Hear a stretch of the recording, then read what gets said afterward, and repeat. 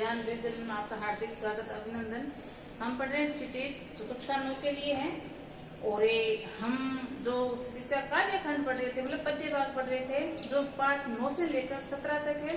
और आज हमारा काव्य खंड का अंतिम पाठ है नंबर 17, बच्चे काम पर जा रहे हैं। ठीक है, और इसके जो कवि हैं उनका नाम है राजेश जोशी। तो सबसे पहले हम राजेश जोशी का जीवन परिचय देखते हैं और बाद में देखेंगे हम इनकी कविता बच्चे काम पर जा रहे हैं। तो हम जोशी जी का जीवन परिचय देखते हैं। तो जोशी जी के जीवन परिचय में सबसे पहले हम जन्म देखें तो उनका जन्म होता है 1996 ईस्वी के अंदर और होता कहाँ है, मध्य प्रदेश में इनका जन्म होता है। ठीक है, आगे हम इनकी मुख्य ये शिक्षा पूर्ण करने के बाद इन्होंने पत्रकारिता में कार्य किया था और पत्रकारिता के बाद इन्होंने कहानी, नाटक, निबंध, टिप्पणी ये सभी लिखे थे।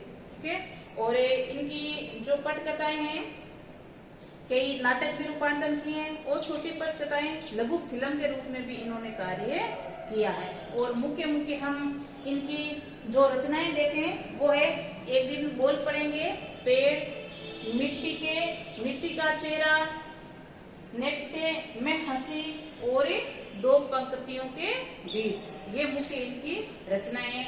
और इनको कई पुरस्कार भी प्राप्त हुए हैं, जैसे माखनलाल चतुर्वेदी पुरस्कार और मध्य प्रदेश का सर्वोच्च शिखर पुरस्कार होता है शिखर सम्मान, वो भी इनको मिला हुआ है। ठीक है, अब हम इनकी जो कविता है उनके बारे में जानकारी लेते हैं या पढ़ते हैं। बच्चे काम पर जा रहे हैं। जो हमारे भारत में ये सबसे बड़ी समस्या है बाल श्रम, उसके बारे में ये कविता बताई गई है कि बच्चों को ऐसी क्या परिस्थिति आ जाती है या बच्चों के सामने ऐसी क्या कठिनाई आ जाती है जिसके कारण बच्चों को जो विद्यालय जाना था, पढ़ाई करनी थी या खेल कूद करना था, उनको छोड़कर ये काम पर जा रहे हैं। इससे संबंधित हमें कविता बताई गई है और इसमें लेखक ने कहा है कि हमें इसको एक सवाल के रूप में पूछना चाहिए। कैसे? जैसे काम पर क्यों जा रहे हैं बच्चे, ताकि उस पर सभी का ध्यान आकर्षित हो और उस सवाल को जवाब खोजने में वो लगे, ताकि जो हमारी ये बाल श्रम की समस्या है उसका समाधान हो सके। और बच्चों के जो खेलने की वस्तु हैं, जैसे गेंद है, किताबें हैं, खिलौने हैं, वो सारे लेकर कह रहे कहाँ गए, कहीं चले गए हैं क्या, जिससे बच्चे काम में नहीं लेकर काम पर जा रहे हैं। तो ये सारी बातें हमें इस कविता में पढ़ने को मिलेगी। आओ तो शुरू करते हैं आज की हमारी कविता बच्चे काम पर जा रहे हैं। जो हमारे इसके कवि हैं राजेश जोशी जी। कोहरे से ढकी सड़क पर बच्चे काम पर जा रहे हैं सुबह सुबह। ये सुबह का समय बताया गया है और सर्दी का मौसम है और सर्दी के मौसम में कोहरा आया हुआ है। कोहरा जानते होंगे, जो धुंध आती है जिसे साफ आगे का 2 फीट का ही हमें नजर नहीं आता है। तो ऐसी परिस्थिति के हैं और सुबह का समय, फिर भी कोहरे से ढकी सड़क है, फिर भी बच्चे काम पर जा रहे हैं। तो लेकर कह रहे हैं कि ऐसी क्या कठिन परिस्थिति है जिससे बच्चे इस कोहरे में भी काम पर जा रहे हैं। बच्चे काम पर जा रहे हैं, हमारे समय की सबसे भयानक पंक्ति है ये जो जोशी जी हमें कहना चाह रहे हैं कि बच्चे काम पर जा रहे हैं, ये परिस्थिति हमारे लिए सबसे कठिन है या भयानक है। ऐसा हम पढ़ ले कि बच्चे काम पर जा रहे हैं, तो ये पंक्ति हमारे लिए क्या है, भयानक है। इस विवरण की इस तरह लिखा जाना चाहिए सवाल की तरह। जो इस प्रकार हम साधारण वाक्य लिखते हैं बच्चे काम पर जा रहे हैं, तो जोशी जी कह रहे हैं ऐसे नहीं लिखकर उसको एक सवाल के रूप में लिखना चाहिए। कैसे? काम पर क्यों जा रहे हैं बच्चे, ताकि उस सवाल की ओर सबका ध्यान आकर्षित हो और वो जवाब खोजने में लगे, ताकि जो हमारी जो ये प्रमुख समस्या है बाल श्रम, उससे निजात मिले। सरकार ने काफी प्रयास किए हैं बाल श्रम को रोकने के लिए, कई प्रकार के कानून भी बनाए हैं, फिर भी हमें, आपने देखा होगा होटलों वगैरह में या कल कारखानों में जहाँ बच्चों के लिए जानलेवा है, फिर भी छोटे बच्चे वहाँ कार्य करते आपको मिलेंगे। तो सरकार अपनी ओर से पूर्ण प्रयास कर रही है, हमें भी इस प्रकार का प्रयास करना चाहिए। कहीं भी होटल वगैरह हो या कल कारखाने में हो, बच्चे काम पर दिख रहे हैं तो सरकार का सहयोग हमें भी करना चाहिए, ताकि जो हमारे भारत की ये सबसे बड़ी बाल श्रम समस्या है उससे निजात पा सके। और जो बच्चे शिक्षा से वंचित रह रहे हैं उनको अवश्य ही शिक्षा प्राप्त हो, ताकि वो आगे देश के लिए कुछ कर सके। आगे हम इस कविता के अंदर चलते हैं। अब कवि कह रहे हैं कि एक सवाल के रूप में पूछना चाहिए, और अब बच्चों के जो काम की वस्तु हैं उनको कहाँ भेज दिया गया है या कहाँ गई है उसके बारे में बताया गया है। जैसे क्या अंतरिक्ष में गिर गई है सारी गेंदें, जो बच्चों के खेलने की जो गेंद है वो कवि कह रहा है क्या सारी अंतरिक्ष में चली गई है? क्या दीमकों ने खा लिया सारी रंग बिरंगी किताबें? और बच्चों के अध्ययन के लिए जो किताबें थी रंग बिरंगी चित्रों के साथ, क्या उसमें दीमक लग गई है या दीमकों ने खा लिया है? क्या काले पहाड़ के नीचे दब गए सारे खिलौने? और बच्चों के खेलने के जो खिलौने हैं क्या वो सारे जो काले पहाड़ है उनके नीचे दब गए ताकि बच्चे न खेल पाए? और क्या किसी भूकंप में ढह गई है सारी मदरसाएं? मदरसा मतलब विद्यालय। तो कह रहे हैं जो स्कूल थी, विद्यालय था, वो क्या किसी भूकंप के आने के कारण गिर गया है? और गिर गया इसलिए बच्चे वहां जाकर शिक्षा नहीं ग्रहण कर रहे हैं। तो ये हमसे सवाल पूछ रहे हैं, क्या सारे मैदान, सारे बगीचे और घर आंगनों में खत्म हो गए एकाएक? कि अचानक क्या सारे मैदान, घर आंगन खत्म हो गए जहाँ बच्चे खेला करते थे? तो ये कह रहे हैं, कभी कह रहा है कि भयानक स्थिति है।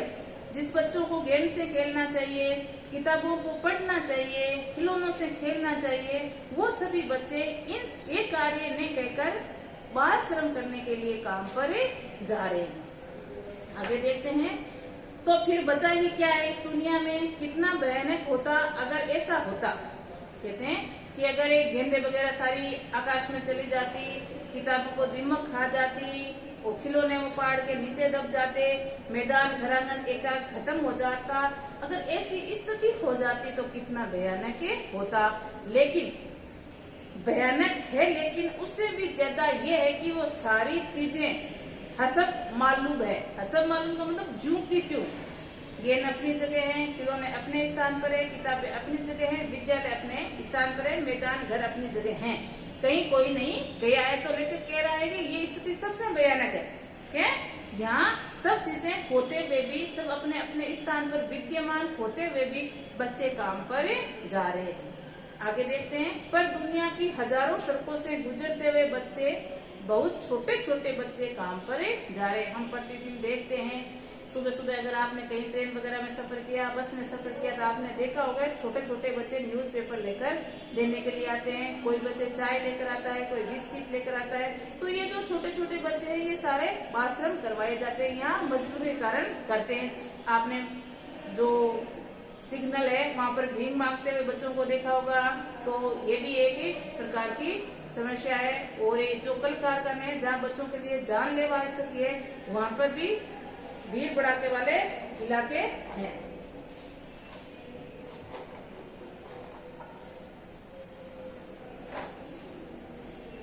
तो ये हम चीजें इस कविता के अंदर देखिए। तो लेखक हमें जो हमारी समस्या है उसके प्रति हमें दिखाना चाहते हैं, आकर्षित करना चाहते हैं, ताकि उस समस्या को हम निजात पा सकें या दिला सकें। इससे संबंधित ही कुछ प्रश्न उत्तर है जो मैं आपसे करती हूँ। जैसे पहला क्वेश्चन है, कविता की पहली दो पंक्तियों को पढ़ने तथा विचार करने के आपके मन मस्तिष्क में जो चित्र उभरा है उसे लिखकर बताइए। जो शुरू में हमने दो पंक्तियां पढ़ी है कि ये एक सीधा न लिखकर एक प्रश्न की प्रकार लिखें, और दूसरा बच्चों के जो खिलौने वगैरह थे वो कहाँ चले गए। के इस प्रकार की दोनों पंक्तियों को पढ़कर आपके मन में क्या विचार आया है। तो हम अपने मन के भाव अगर लिखें तो ये सही है लेखक का कहना कि ये सीधा वाक्य में लेकर एक सवाल की तरह लिखना चाहिए, ताकि सभी का ध्यान उसकी ओर केंद्रित हो और उस सवाल को तरफ ध्यान देने से उस समस्या की ओर निजात पा सके। और दूसरी तरफ जो लेखक ने हमारा ध्यान आकर्षित करने की कोशिश की है गेंदों वगैरह से, तो बच्चों को काम पर न जाकर जिस बच्चों का कार्य जैसे खेलना, विद्यालय जाना, अध्ययन करना, वो सभी करना चाहिए।